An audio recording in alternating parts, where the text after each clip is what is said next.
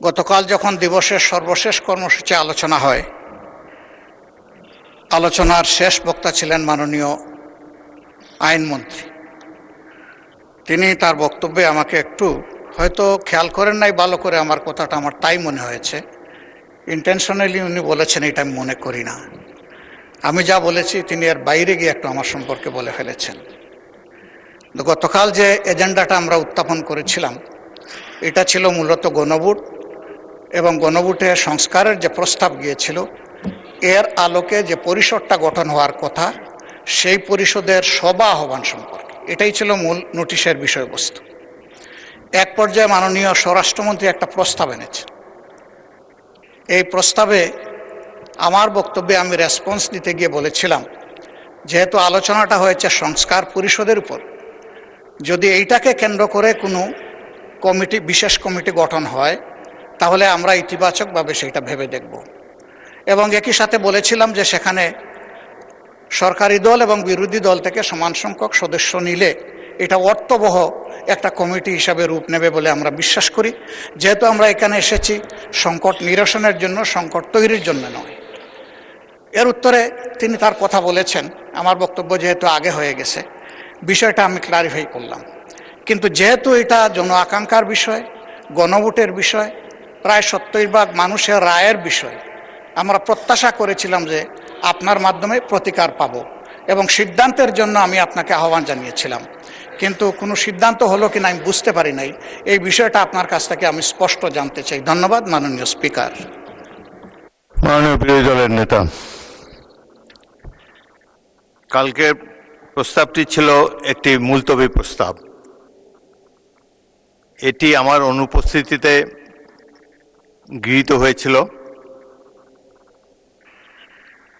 বাংলাদেশের 53 বছরের সংসদীয় ইতিহাসে মাত্র 3টি মুলতবি প্রস্তাব গৃহীত হয়েছে।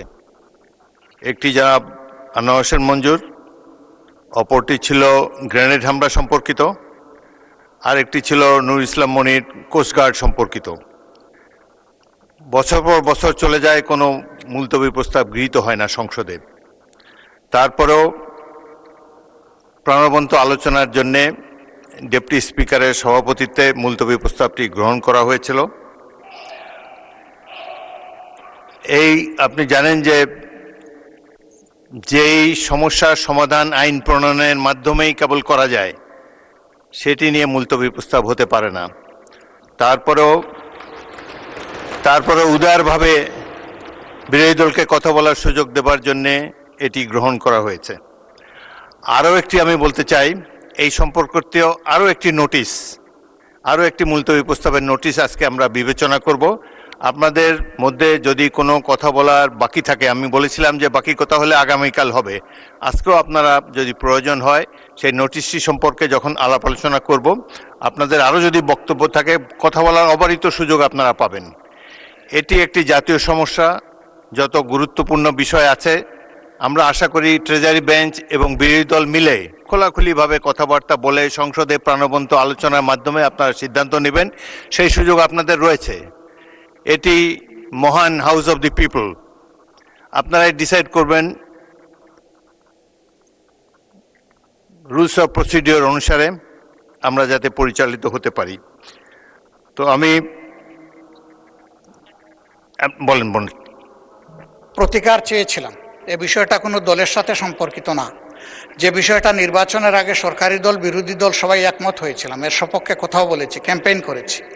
আমরা প্রতিকার যে পেলাম না, এতে আমরা না, এতে দেশবাসীর তাদের রায়ের প্রতিফলন হলো না, মূল্যায়ন হলো না। আমরা বিরোধী দলে বসে এই অবমূল্যায়ন আমরা মেনে নিতে পারি না। এই জন্য তার প্রতিবাদে আমরা ওয়াক আউট করছি। মাননীয় বিরোধী দল নেতা, আপনি আমার বক্তব্য তো সম্পূর্ণ করতে দিলেন না। আমি আপনার পুরো বক্তব্য শুনেছি। আপনার ওয়াকআউট করা আপনাদের অধিকার, কিন্তু আমি বলতে চাই যে আজকে একটু পরে আরেকটি মুলতবি প্রস্তাব বিবেচিত হবে। সেখানে আমার মনে হয় যে আপনি আপনাদের প্রশ্নের উত্তর পেয়ে যাবেন এবং সেখানে মন খুলে আপনারা আরও কথা বলতে পারবেন।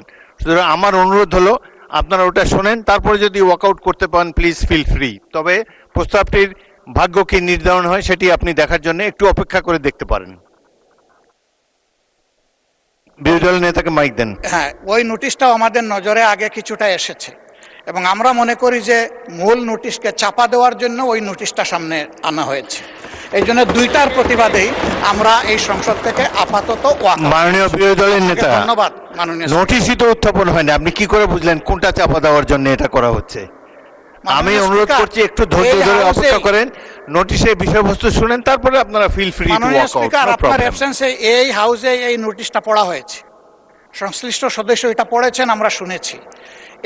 এই জন্য তার প্রতিবাদে আমরা